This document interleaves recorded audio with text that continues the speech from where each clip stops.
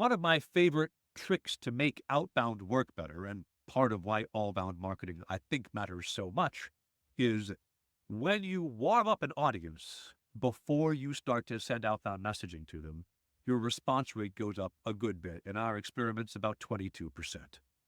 Before somebody gets a message from me saying, hey, can we talk, a connection request, a cold email, or whatever, you advertise to them. You put content in front of them. But there's a catch here.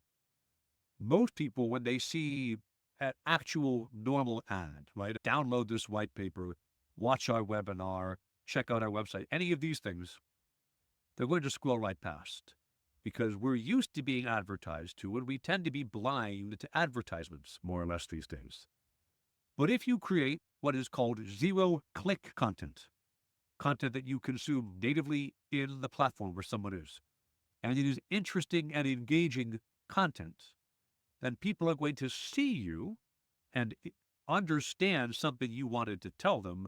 I like YouTube Shorts and other short-form video for this, natively on platform, and they will remember you a little bit, and with repeated exposure, they'll remember you fairly well, and they'll associate you with something that was smart.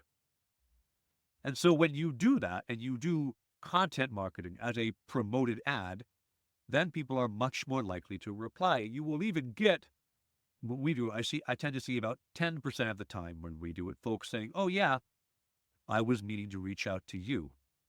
When you see that from somebody, you know that they are a very likely to close prospect because they already were thinking they need to engage services from someone like you. So to give you a case study of this, back when I was doing the marketing for a company that at the time was called Payment Rails and is now called Trolley, their LinkedIn marketing campaigns were one of their major ways to generate new leads. They're a B2B large payments processor cross-border. So if you are located in one country and you have freelancers or contractors in another country, Payment Rails was the way to actually move the money around at scale very easily. This is obviously a very B2B approach. And they had an outbound team that was sending out tons and tons of requests to LinkedIn and cold email to the tune of they were doing thousands a week. And their overall performance was okay. They were profitable, but only just barely over the cost of running all these operations and the team.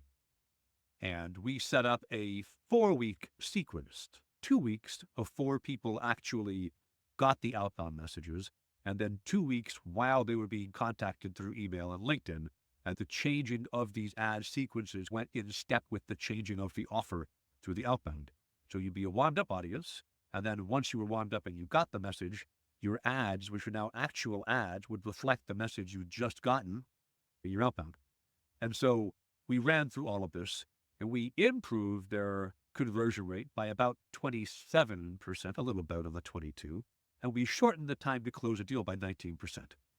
And so this, combined with other marketing efforts we were doing, but this was one of the major ones for them, helped them raise their Series A, go through the rebrand. Now they're called Trolley, and the business is often scaling and growing successfully. If it takes a marketing engine that runs at just barely break even and brings it to a 2x or a 3x return on spend, which is what we did, that little lift in reply rate represents a big increase in profitability. So when you think about if I only boosted my reply rate 22% on my outbound campaigns, yes, but what's your average contract value? And what did you have to spend to get that lift? If your average contract value is high and your spend is low, this is worth investing in because the end effect on your business can be quite high.